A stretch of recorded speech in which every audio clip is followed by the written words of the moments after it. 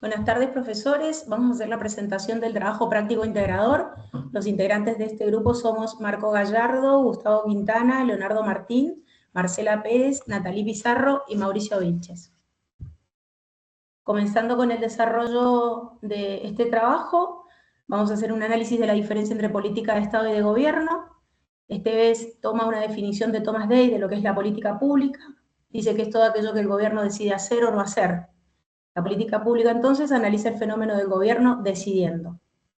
La política de gobierno es de carácter coyuntural y está supeditada de forma directa a la temporalidad de un gobierno que responde a una agenda, es decir, a los intereses, a la ideología de un grupo político que ocupa el poder en un momento determinado. La política de Estado, por su parte, tiene cierta continuidad en los estados y va pasando de gobierno a gobierno manteniendo cierta estabilidad en el tiempo. Un ejemplo acerca del reclamo de soberanía que tiene la Argentina sobre las Islas Malvinas. Dando un ejemplo de lo que es política de Estado, hablamos de la modernización del sistema de gestión de tránsito aéreo ATM en los centros de control de área del país. La actualización del sistema radar en Argentina no va a responder a una agenda coyuntural de gobierno, sino que es una planificación a largo plazo que está orientada a la seguridad operacional y a la soberanía del espacio aéreo. La última actualización que se hizo en el sistema manager exigió rigurosas etapas de validación y estabilidad del sistema y la certificación del personal de controladores. Esto demuestra que el Estado debe someterse de manera continua a las garantías de la infraestructura crítica que exigen órganos internacionales como ASI, independientemente de los cambios de la administración del país. Dentro del marco histórico, vamos a ver cómo evolucionó la radarización en el país. Vemos que entre el año 50 y 70, la Fuerza Aérea Argentina introduce los primeros sistemas de vigilancia, el VICA, para controlar el espacio aéreo. Entre el 70 y el 80 se genera el sistema CISEA, que debido a las crisis económicas nunca debe ejecutarse por completo. En el año 96, durante el gobierno de Carlos Menem, a través del decreto 145, se licita la compra internacional de una red completa de radares civiles y militares, pero el proceso se vuelve muy burocrático y frente a las sospechas de corrupción se congela el plan por muchos años. En el año 2003, la Fuerza Aérea firma convenios con INVAP para diseñar y fabricar un prototipo nacional de radar secundario monopulso para controlar el tránsito aéreo civil. En el 2004 hay un punto de inflexión con el gobierno de Néstor Kirchner. Por el decreto 1407 se crea el Sistema Nacional de Vigilancia y Control del Aeroespacio, el SINVICA. Esto le da un marco de largo plazo a la alianza con INVAP. En el 2007 y el 2015, INVAP homologa el primer radar secundario, coloca 20 unidades en los aeropuertos civiles de todo el país y arranca con el desarrollo del primer radar primario de Argentina, con tecnología 3D para controlar las fronteras del norte y la defensa militar. En el 2015 se crea EANA, que continúa con el contrato de INVAP para modernizar las nuevas instalaciones, y es aquí a donde traemos a colación este ejemplo del sistema manager, que es lo último que se actualizó, consolidando el proceso como una verdadera política de Estado que ya lleva más de 2 décadas de continuidad. Cuando hablamos de un ejemplo de política de gobierno, hablamos de la revolución de los aviones. Dentro de esta política de gobierno, lo que se crea es la desregularización del mercado aerocomercial. Se elimina por medio de decretos y acuerdos bilaterales las bandas tarifarias, abriendo rutas a la libre competencia y facilitando la entrada de líneas aéreas extranjeras y de las low cost. Esto va a ser un enfoque coyuntural de flexibilización regulatoria propia de las políticas de gobierno. Eso es lo que dice Esteves y es donde más marcado se ve la diferencia entre una política de Estado y una política de gobierno. Si vemos el marco histórico, vemos que con el gobierno de Macri del 2016 y 2019 se da el primer paso hacia la apertura del mercado. Se eliminan las bandas tarifarias mínimas, se permiten pasajes más baratos y el desembarco de nuevas empresas privadas. Se habilita el Palomar para operaciones de bajo costo y para ofrecer una alternativa de conectividad eficiente para las nuevas líneas aéreas. Entre el 2020 y el 2023, con Alberto Fernández, se revierten estas medidas, se va a cerrar el Palomar, se genera un esquema de financiamiento en torno a la línea de bandera, y en este periodo las empresas internacionales importantes, como por ejemplo la TAM, deciden abandonar el mercado de cabotaje local. En diciembre del 2023 toma el gobierno Javier Milei y publica el decreto 70, por medio del cual se derogan leyes históricas, como por ejemplo la 1930 del 71, se elimina la exclusividad de la línea de bandera, se libera el espacio aéreo y se genera una competencia absoluta. Es así que se le permite a las empresas extranjeras que operen rutas internas. En julio del 2024, con el decreto 599, se va a reglamentar el acceso libre a los mercados aerocomerciales. Esta medida desarma el monopolio histórico de la empresa estatal. Intercargo, que es la empresa que da el servicio de rampa y el servicio de equipaje en los aeropuertos, también se crea competencia dentro de este ámbito y se autoriza a las aerolíneas privadas a que compitan y se autopresten esos servicios mediante trámites administrativos rápidos que se llevan ante la ANAC. La siguiente respuesta va a estar a cargo de nuestra compañera Natalia. Bueno, muy buenas tardes, profesores. Mi nombre es Natalia Pizarro y voy a abordar la consigna número 2, centrada en los beneficios del modelo secuencial, o también conocido como ciclo de políticas públicas, aplicado, por supuesto, a nuestro sector aeronáutico. Este modelo es una herramienta que nos permite comprender de manera ordenada cómo se construye y se desarrollan las decisiones del Estado.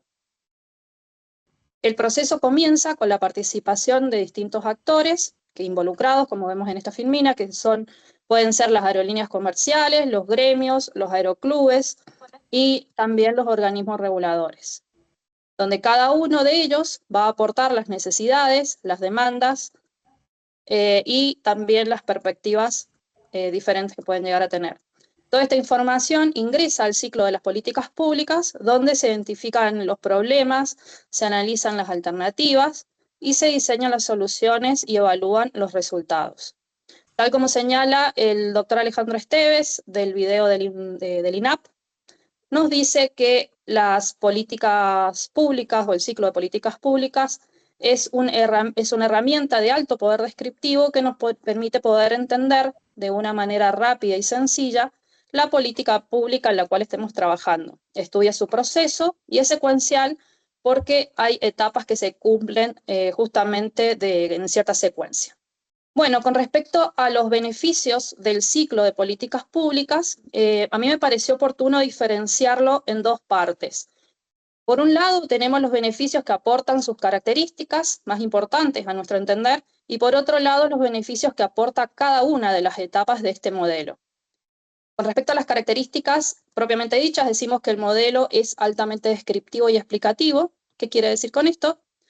Que permite mapear la decisión pública, permitiendo dividir los procesos que por ahí son altamente complejos en etapas más claras.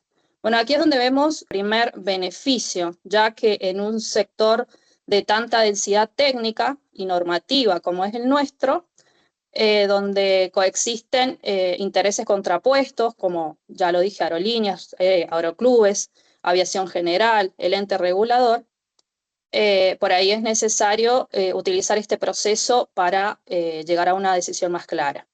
Otra de las características de este modelo es la modularidad y el lenguaje común, es decir, que tanto los técnicos de un sector de la aviación van a entender cuando se menciona, por ejemplo, que algo entra en la agenda. Y el carácter modular permite otras teorías para explicar fenómenos específicos dentro de cada etapa, como por ejemplo la agenda Sitting que explica Petrone, que trata de la influencia que tienen los medios de comunicación masivos en la agenda de gobierno. Ahora vamos a describir cuáles son los beneficios del modelo secuencial en cada una de las etapas. En primer lugar, tenemos la agenda, que son aquellas tareas por hacer de un gobierno. Si bien este tiene prioridades, estas no se mantienen fijas. De esta manera la agenda nos ayuda a identificar por qué ciertos temas de la sociedad civil, como por ejemplo el fomento de la aviación general, a menudo quedan fuera de este radar institucional. En la etapa de discusión, el beneficio es poder entender y visualizar cuáles son las diferentes opiniones de los grupos de interés. Por ejemplo, este modelo permite analizar dos alternativas contrapuestas, como fue, por ejemplo, la política de cielos abiertos y de regulación, frente a un modelo de fomento y control estatal.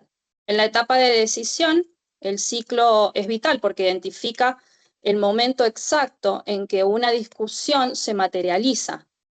Y con respecto a la implementación y evaluación, el modelo nos permite evaluar la capacidad de gestión real del Estado. Por ejemplo, Podemos identificar en nuestro sector fallas críticas cuando observamos a que la ENAC carece de suficientes inspectores para fiscalizar los centros de instrucción. Finalmente, el ciclo se cierra con la evaluación y la retroalimentación.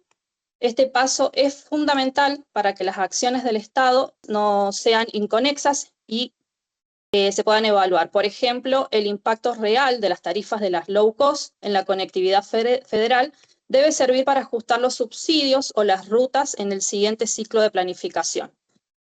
Bueno, para concluir, el modelo secuencial es indispensable para el sector aeronáutico argentino porque transforma una actividad técnica y política compleja en un proceso inteligente.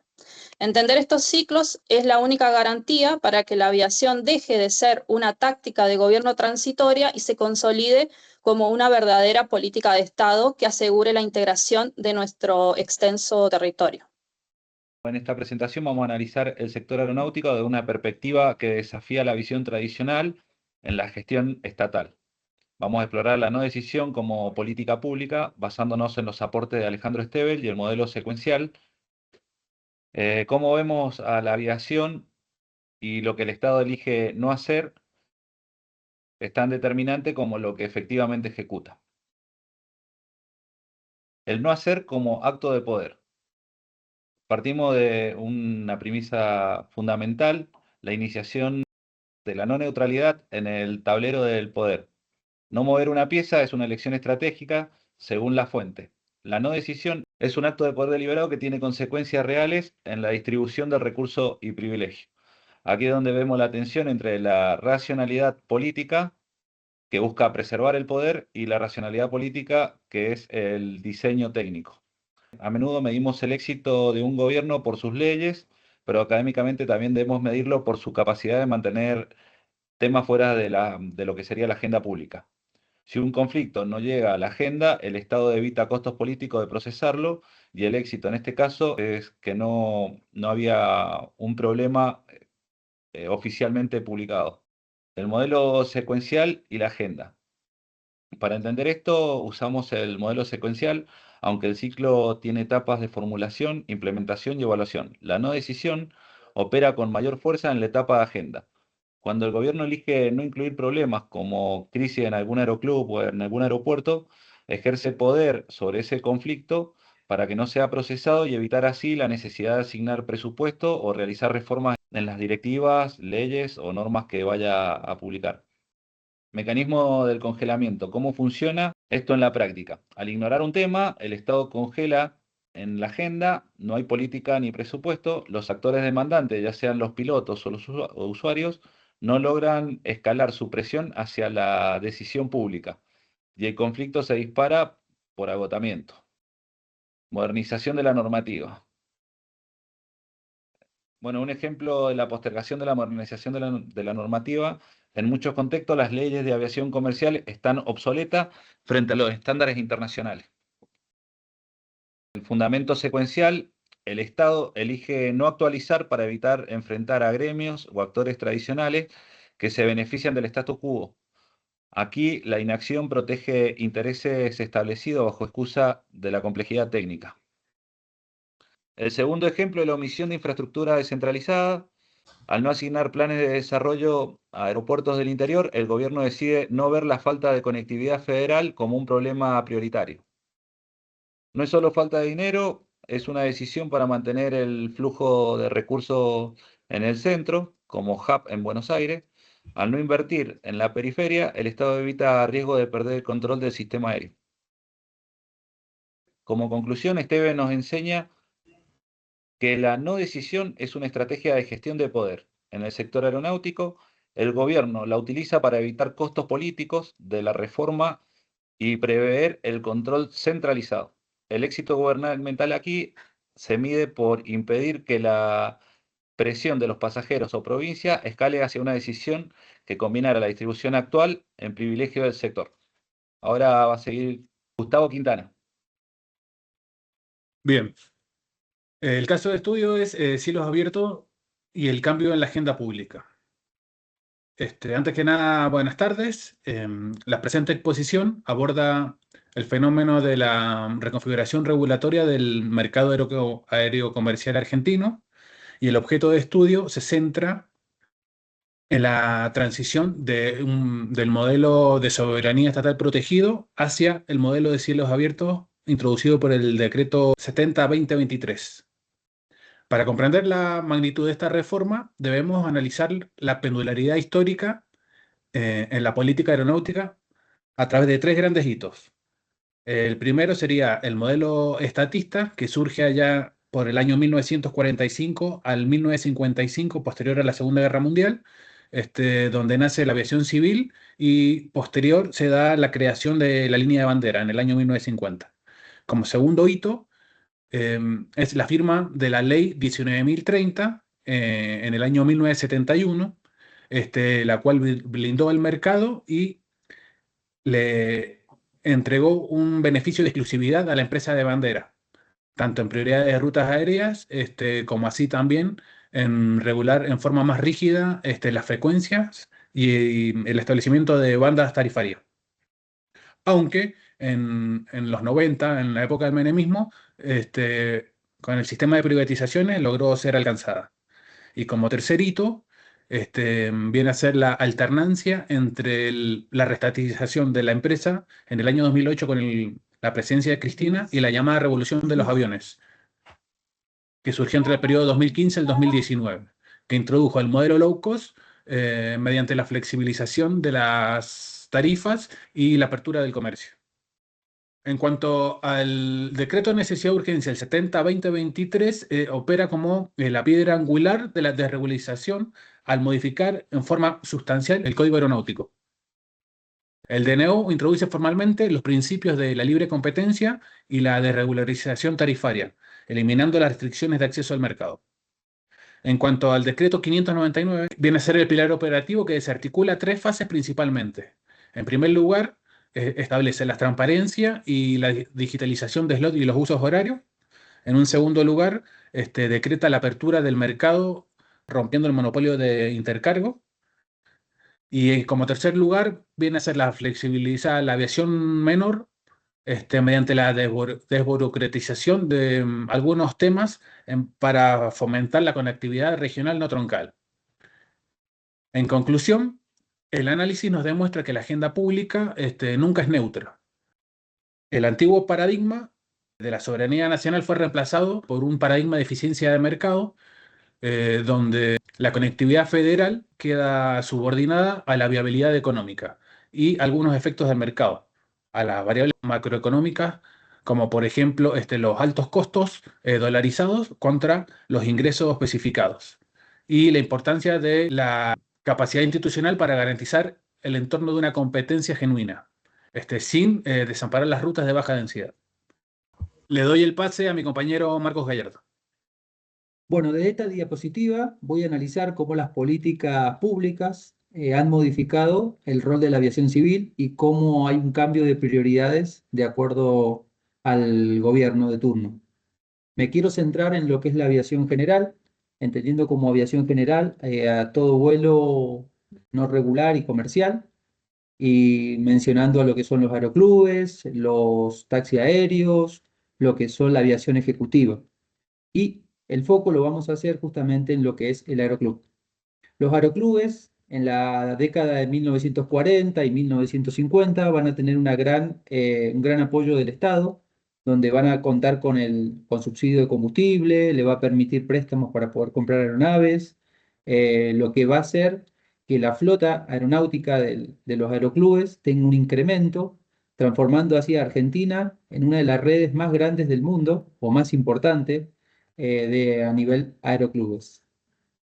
El objetivo que tenía el Estado Nacional era fomentar la aviación civil y sobre todo la aviación general para poder crear una red de aeroclubes que fomentara lo que era la defensa nacional por los conflictos que podían existir con países vecinos.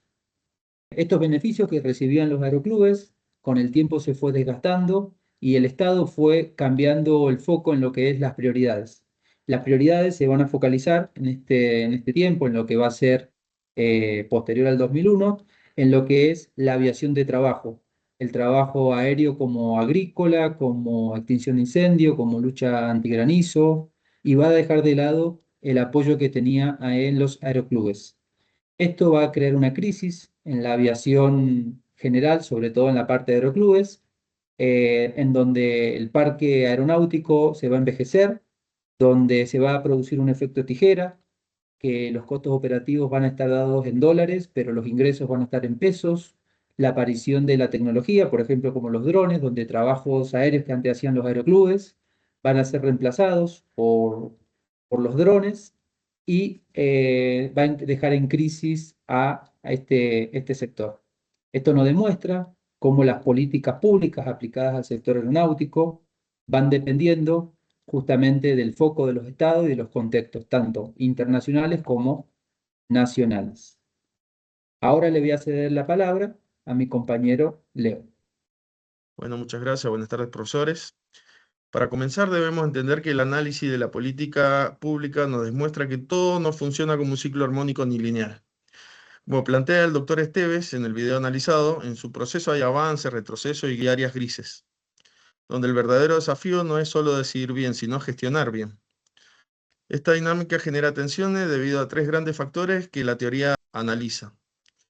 El primero nos muestra lo expresado por Delgado Godoy, que demuestra que la decisión es exclusiva de la autoridad del gobierno, pero la implementación depende de una multitud de actores locales con intereses diversos y con capacidad de paralizar o alterar el rumbo de una política pública. El segundo factor nos muestra un choque entre modelos de diseño de política. El primer modelo desarrollado por Sabatier y Manian es el de arriba hacia abajo, top-down, que dice que la autoridad política dicta la norma y los actores locales solo acatan y ejecutan. Mientras que el segundo modelo, denominado bottom-up o abajo hacia arriba, desarrollado por Lipsky, nos muestra el poder de los implementadores de calle para adaptar la norma ante la realidad operativa. Y finalmente, un factor muy importante, estudiado en la cátedra de Claus y Lupiáñez, es la necesidad de pasar de políticas de gobiernos coyunturales a verdaderas políticas de Estado que trasciendan y sostengan la ejecución en el tiempo. Como ejemplo de esta tensión dentro del sector aeronáutico, analizaremos el complejo proceso de reestructuración de los servicios de navegación aérea en la República Argentina, que culminó con la creación y puesta en marcha de ANA. Para entender la complejidad de esta decisión y los conflictos de su implementación, hagamos un recorrido histórico. En 1968 se creó el Comando de Regiones Aéreas en la Fuerza Aérea Argentina, y durante más de 40 años los servicios de navegación aérea estuvieron bajo la órbita militar. Este modelo entró en crisis por ahogo presupuestario y por las exigencias de la aviación comercial. Luego, en 2007, tras una crisis operativa y falla del radar en el área control terminal de Seiza, se dictó el DNU 239, para traspasar la aviación civil a un ente civil llamado ANAC. Sin embargo, la transición fue lenta y cuando por fin se logró no duró mucho. En 2011, tras un retroceso político, se devolvió transitoriamente el control de los vuelos comerciales a la Fuerza Aérea, a través de la creación de la DGCTA. Finalmente, en 2015 se consolidó la política de Estado a través de la Ley 27.161, unificando el servicio en un prestador civil, EANA, que contó con legitimidad institucional, financiamiento a través de las tasas aeroportuarias. Para fundamentar la elección del ejemplo de ANA, podemos observar que los factores de tensión señalados al principio conectan especialmente con el caso, ya que pueden observar los avances y retrocesos señalados por Esteves en la devolución transitoria de los servicios de navegación aérea a la Fuerza Aérea a través de la DGCTA en el 2011. También se demuestra la no linealidad y armonía del proceso de políticas públicas. Cuando se creó ANA, se hizo con una visión de modernización, y la implementación mutó a una cuestión de supervivencia, al encontrarse con una realidad de desinversión en lo técnico y en lo operativo. Y por último, podemos observar cómo el peso del personal operativo, como los controladores, se utilizó a favor para modificar el diseño de la norma o para desviar la implementación que les perjudicaba, tal como lo demuestra el modelo de abajo arriba de Lipsky. Finalmente, podemos concluir que para consolidar verdaderas políticas de Estado es fundamental que los actores técnicos autorizados participen activamente en el diseño conceptual de la norma y habilitar mecanismos flexibles de reajuste durante la ejecución.